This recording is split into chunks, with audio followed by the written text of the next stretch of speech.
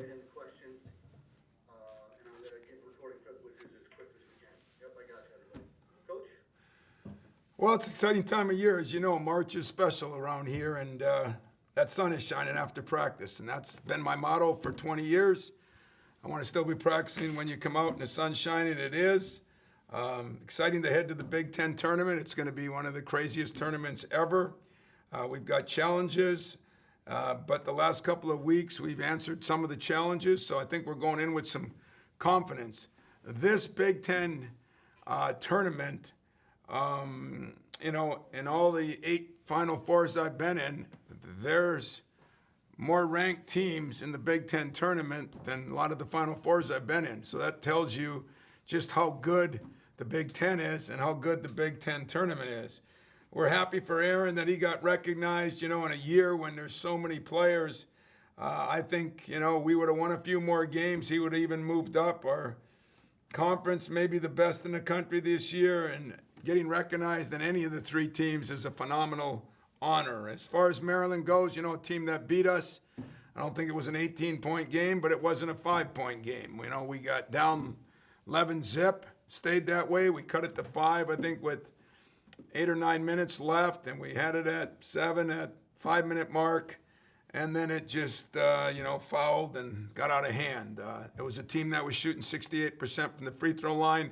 They made 23 out of 24 free throws. I think we made like 8 out of 15, so that was one key factor. But they have very talented wings who can score. They become a very, very good defensive team. Ayola had 22 against us. He got to the line 13 times and made every one of them. I think Wiggins is a big key. He's been driving a lot more, and he can shoot the 3. He distributes for them. He does a little bit of everything. And Morcell, to me, was named Defensive Player of the Year. It's why their team's been better. They are better defensively than they were. Morcell has a lot to do with it. They can go deep, but they've been playing like a 7-man rotation. They've got some bigs that aren't real big, but they can all shoot the ball.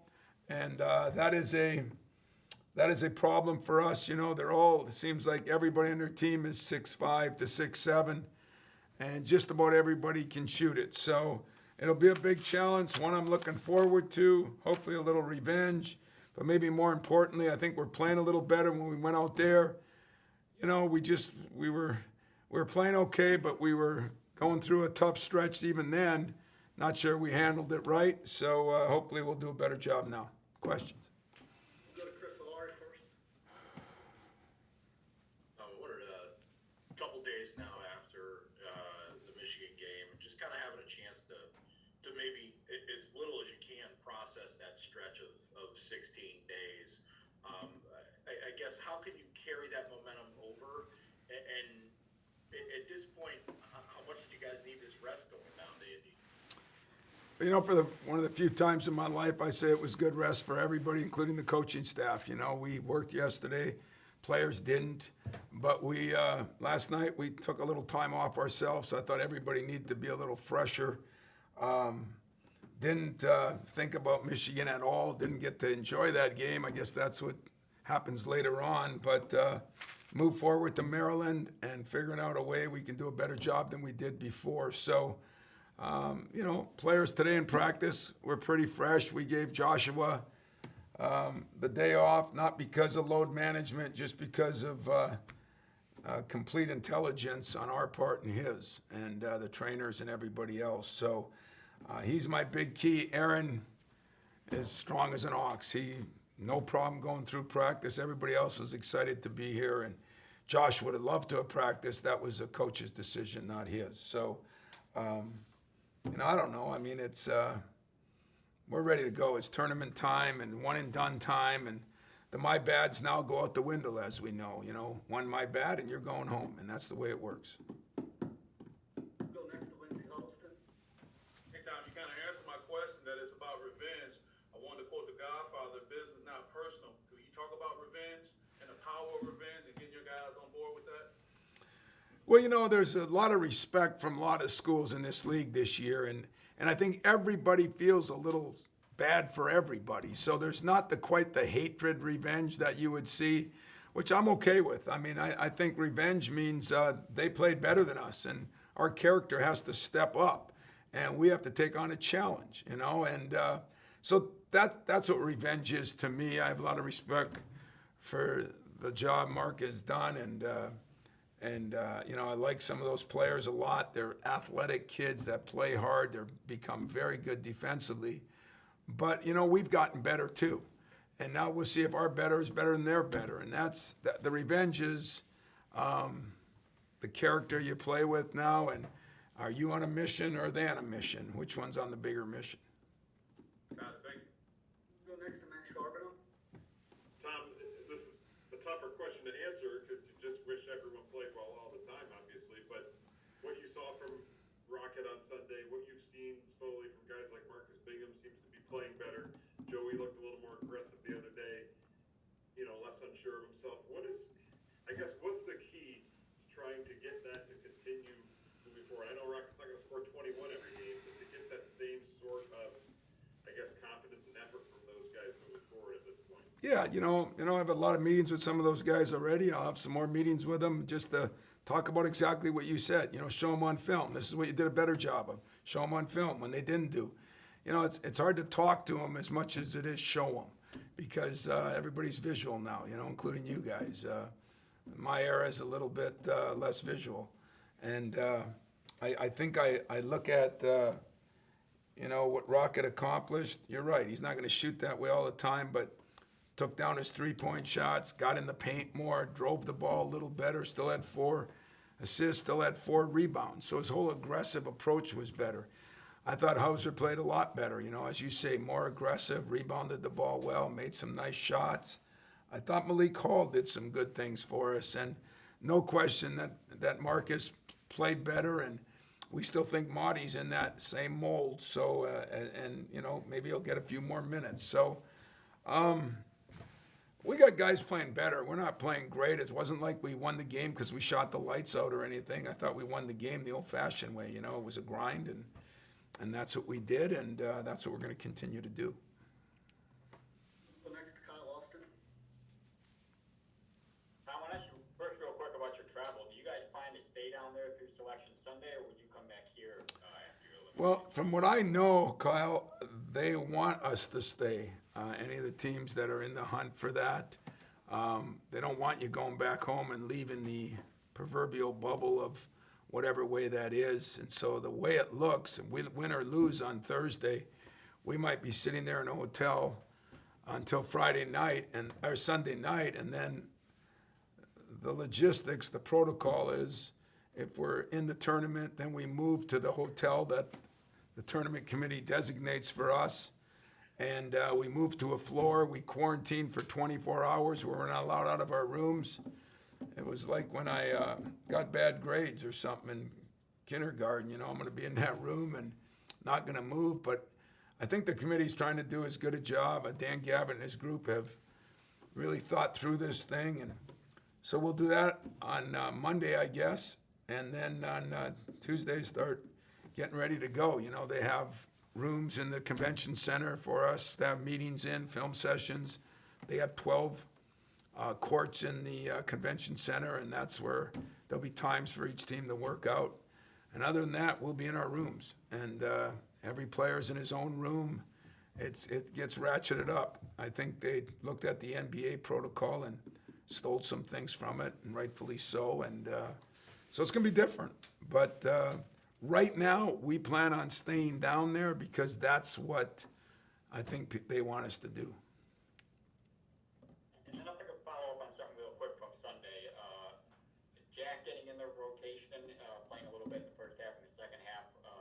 Why did you go with that? And was that kind of a one-game thing, or did he have a role going forward? No, you know, we just looked at it and we felt like we weren't moving the ball as much. And Jack will do, you know, just about anything, and he understands the game so well. Players love him. He's, you know, solid and steady. And probably, you know, when Foster was here, I mean, Foster would have been the guy in there. But Jack has just kind of, in his own way, progressed. And personally, I didn't think he looked like a fish out of water in any way, shape, or form. He's smart.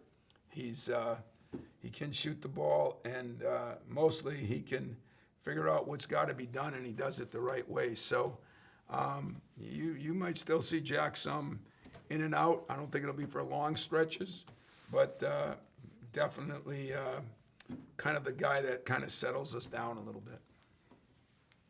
Go next to Graham Couch. Tom, I wonder the dynamic shift when you beat Michigan, and it looks like you guys are probably in the field from going from a team that was probably desperate in Indianapolis to one that. How do you prevent the exhale? And I mean, there's nothing wrong with the exhale. I guess you're in the spot you're in, but how do you deal with that dynamic? That's probably a shift. Yeah, I think I understand exactly what you're saying, and but as I've said, I've been in this tournament 22 or 3 times in a row, and sometimes I thought we'd be a certain seed and we weren't. Sometimes I thought we'd be a 1 seed and we weren't. A couple times I thought we'd be a 3 or 4 and we were 2, but for the most part it always works in the negative, it seems like. So I don't trust anything, I don't, and that's the way I've told my players. I don't want to put more pressure on you. I don't want you relaxing. But the biggest key, win, lose, or draw, and whether we move on or not, is the same motto we've been sticking with for the last 6 games is, can we get better each game? Can we get better? Can we take the last game, some things we didn't do right, can we get better at them? And that's kind of the way I've looked at it and approached it. I didn't go in there, be very honest with you, and say, hey, we have to win this game or we're out of the tournament. And I didn't go in there and say, if we win this game, we're in the tournament. Who knows what's going to happen with some of these conference tournaments. I've heard so much scuttlebutt about this team deserves to be in, this team doesn't. If you're losing record in your league, you don't. If you're losing record in your league, you do. If your strength of schedule is high, if your net is low. I don't see any of those things being a major factor this year if you want to look at it. I think the eye test is, who you played, how's your team playing, and but I don't have control over that. So, I don't want any letdowns, and you got to guard against it. But a couple extra days, I think, helps in that way, to be honest with you, Graham. The other dynamic I wanted to ask you about, for a long time you struggled to guard bigs, but it seems like that's something you've done fairly well against a number of different kind of bigs late. And then you get a Maryland team that doesn't have a big. You guys have sort of become a team that's better off facing the big teams. Is that fair to say at this point? Well, you can say that today, about 2.5 weeks ago, we would have said, give me the small teams. The big teams are killing us. We made some adjustments. I give my staff credit. I give the players credit. We made some adjustments, how we're going to guard the post, what we're going to do. Really got into, what guys like to do and tried to take that away. So I think we've done a better job. I think our bigs have done a better job. The staff, the assistant coaches have done even a better job. But you're right. Now we got, we just went from one thing to a complete other. Now we did face something like that against Ohio State. It was somewhat similar. But they create some problems because they got 3 guards that can really put it on the floor and do some things, and they're all 6'5", 6'6". And I like them all, unfortunately. Aola, and of course Marcel are very, very athletic, and Aola is really tough. He backs you in like a center, and so we'll have our hands full. But you know what? We're ready to play. One thing I will say about this team, they faced the world. They faced the pressure of Duke. They faced the zone of Notre Dame. They've faced the big guys of Iowa and Michigan and Illinois, and they've faced shooters of Iowa and Wisconsin. The pressure that Purdue puts on you. We have faced it all. We have played it all, and I think we are battle tested. And we almost didn't survive it. We've survived it, but now we got to move forward and rearrange our goals and have new expectations, and that's what we're doing this week. We have time for one more. We'll go to Increst. Hi, Tom. I kind of wanted to ask about Foster. How important is his role going to be throughout the tournament, just as another coach on the bench for you guys? Yeah, it's a shame because he sits in practice, and I have to send Josh over there every once in a while because Frost, he's a guy who loves the game. No, he's a guy that lives the game, and now he's living it through a coach. I think sometimes it'd be a good question to ask him sometime. It probably gets frustrating because he sees it from a different angle now, and he understands what we go through sometimes. But he's very important to me, very important to us. I think he is a coach on the floor. I mean, he understands the game better than, it's been fun having him there because I thought Denzel and Draymond, but he understands the offensive concept of a game as well as anybody I've had here. And, I'm going to use him as much as I can. He sometimes talks in a huddle, sometimes in halftime, and I embrace that because he's special in that respect also. Well, listen, guys, I appreciate it. I know everything's kind of tight, but we got so many meetings and things going on, so I gave you what I gave you. We're looking forward to going down there. It's hard to believe that, we're finally put ourselves in a position where we have a chance.